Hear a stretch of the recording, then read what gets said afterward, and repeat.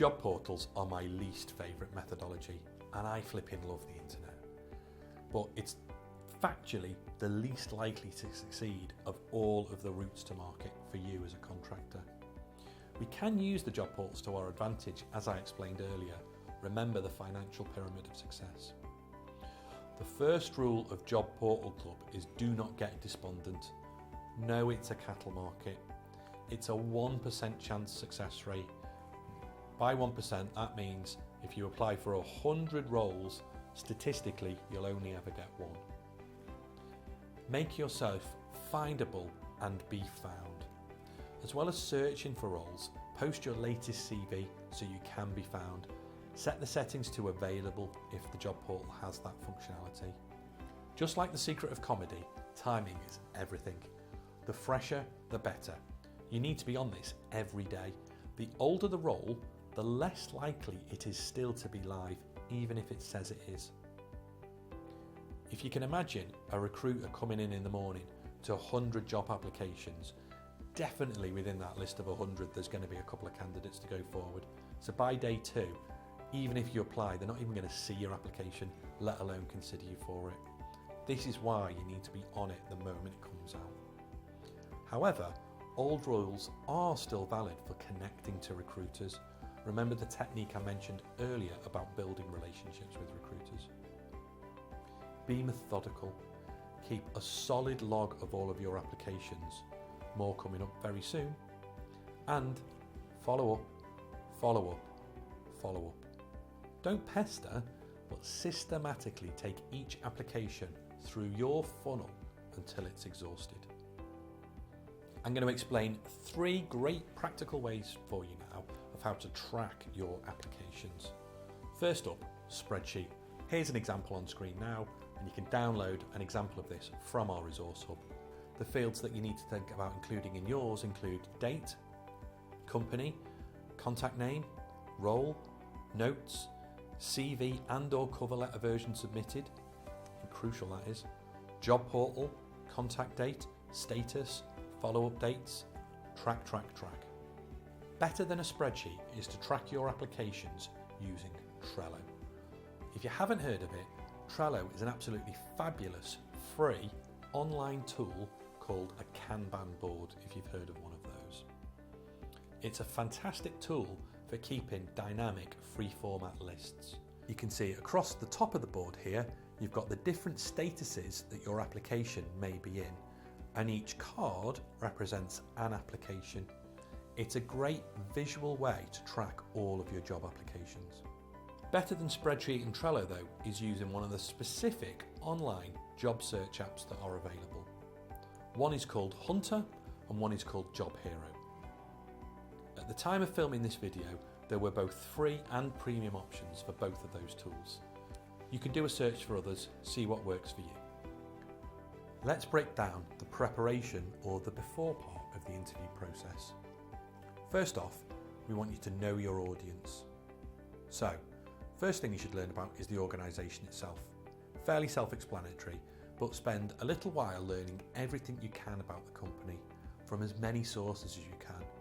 Talk to friends and contacts, read current news releases, and yes, spend some time on Google. Often candidates just take a look at the information a company is pushing out via the website and social media, but fail to look more in depth at what others are saying. By doing so, you'll get the larger picture about the company, along with any negative press.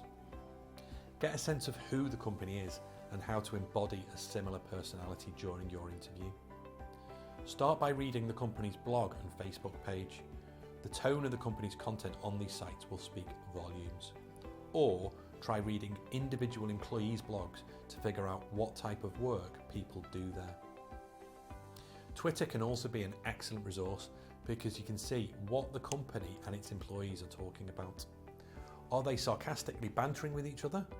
Feel free to throw a few jokes in if you're meeting with people. Are they tweeting up a storm about an event or a product launch? Use it as a conversation starter. Let's talk about the interviewers next. So, before your interview, get a list of the people you're meeting with from the company. Then, learn more about them, including what type of behaviour might intrigue them or turn them off. Finally, prep some questions that are specific to each interviewer. Ask for details about his or her focus at the firm. Discuss current events on his or her speciality, or bring up a common interest you know he or she has outside the office. You should have anticipated and rehearsed questions that are commonly asked, such as "tell me about yourself," very broad, so you don't end up rambling. When an interviewer asks that, they really mean "tell me about yourself" as it's relevant to the position you're applying for and this company. I think they're giving you an opportunity to articulate succinctly why you have the right qualifications. Keep it professional. This isn't the time to talk about your family and your hobbies, unless you know something very specific about the company that would lead you to believe otherwise. Inject some passion into your answer, be succinct, practice, but don't memorise. Keep it positive. One of the questions that often crops up at interview is the weakness question. It can come in many forms: tell me about your weaknesses, tell me about your strengths and weaknesses, etc. Often people stumble on this question. Here's a couple of good examples for you. So the first example: I get nervous speaking in front of large groups. It's something I've been working on during my last role. I feel I've got a lot better and would like to keep pushing to get better still. Or a further example: sometimes I can be a bit too honest when I provide feedback to co-workers. My personality is naturally very straightforward and to the point, and most of my colleagues really value that. But I have learned that there are times on the job when more diplomacy is required. I like to read in my spare time, and I recently read a book about conflict management.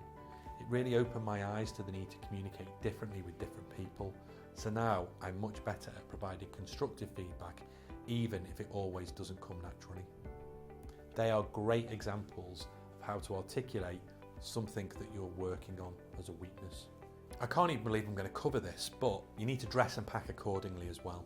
So, plan your perfect interview outfit, keep it relevant to the company type, e.g. classic corporate, business casual, startup chic. Next, pamper up, shine your shoes, check clothes for any damage, clean and iron, fingernails, hair, shave, etc. First impressions count. Take at least 5 beautifully printed copies of your CV. You never know who may come along. Prepare a relevant reference list for each individual name, title, organisation, division or department, telephone number and email address. Briefly describe the relationship. Use your LinkedIn references. Next up, get in the right headspace for your interview. Spend most of the time before the interview reflecting on your career to date. When you know your story inside and out, it's much easier to apply examples to just about any interview question. If it's a technical interview, prepare as early as possible. Working through some sample questions will give you good practice and put you in the right problem-solving mindset. Come up with a go-to time stalling phrase. One strategy that works well is repeating the question thoughtfully before answering, or saying slowly, "Now, that's a great question. I think I would have to say..." Brush up on body language basics, be positive and engaging. Eat and sleep well the night before. Wake up early, relax, do whatever you do that gets you into a relaxed, positive frame of mind. Music, reading, exercise, whatever works for you. Becoming more and more frequent, especially after the pandemic, is the telephone or video call interview via Zoom or Teams. The same rules apply here. Number 1, get dressed as if you're going to an in-person interview. Why? It creates the professional attitude and mindset. Don't slouch on the couch. Sit at a chair at a table or desk, or stand and pace about if on the phone alone. Standing promotes voice projection. Make sure you're in a quiet room with no interruptions. You could wear headphones or earpods to eliminate background noise. Make sure you've silenced all other notifications on your phone and laptop if it's open. Make sure you've got your laptop, pen and paper and a copy of your CV close at hand to refer to. Here's some other interview best practice that we know works well. First up, arrive early, but not too early. Find somewhere to hang about around the corner, in a coffee shop, in your car, wherever it may be. Being 15 minutes early is the sweet spot. If you arrive earlier than that, you put your interviewer under pressure, and that creates the wrong first impression. And as we know, first impressions count. Next up, small talk. Come prepared with something to talk about in those dead spaces when you're in the lift or walking up the stairs or walking through to the office that you're going to meet in. Be prepared with a line or two about the weather or some praise or commentary on the office space. Be upbeat, positive and engaged during those conversations. Let the interviewer lead the walk to wherever you're going. Wait to be offered a chair. Ask permission to use and take notes. It's unlikely, but be prepared for a no. When asked if you'd like a drink, go for water, sip occasionally and guzz as a filler for time. And finally, and most importantly, be yourself and smile. One great technique you can apply to interview questions is the CAR technique. C-A-R, context, action, result. So, for example, let's say you're asked a question like, can you give me an example of one challenging situation you needed to overcome? First off, give the context. Start by explaining the surrounding context for which you were required to act upon. Next, describe the action to remedy the problem or to create new opportunities. And finally, the result. What was the outcome of your actions and how did the organisation benefit? So here's one example to the question that I posed. Give me an example of one challenging situation you needed to overcome. As for context, you'd say something like, when I started at Billy Big Bank in 2013, the mortgage sales strategy was too reliant on bank branch appointments and we were losing out to online competitors. Existing employees were very resistant to change as it was the way they had done things for a long time. Next, action. To see how we could proceed, I surveyed employees and conducted market research. The research clearly demonstrated the need for online sales. I was responsible for pulling together the business case and all of the communications for this. Finally, result. At launch, the first online sales were slow, but when we added banners to the homepage and online banking, we saw an increase in mortgage sales of 18% in the first 12 months, bringing Billy Big Bank Limited back into second place overall from fourth by mortgage sales volume. That is an excellent example of how to manage an open-ended question like the one I posed. So we've pointed out a few things of what to do in an interview. Now here's some what not to do's. First, don't ramble. Time is limited. Answers should be clear, precise and concise. Use the CAR technique I've just told you about. Second, don't talk about experience that's older than, say, 10 to 12 years as your key focus. Times have changed, world is fast-paced.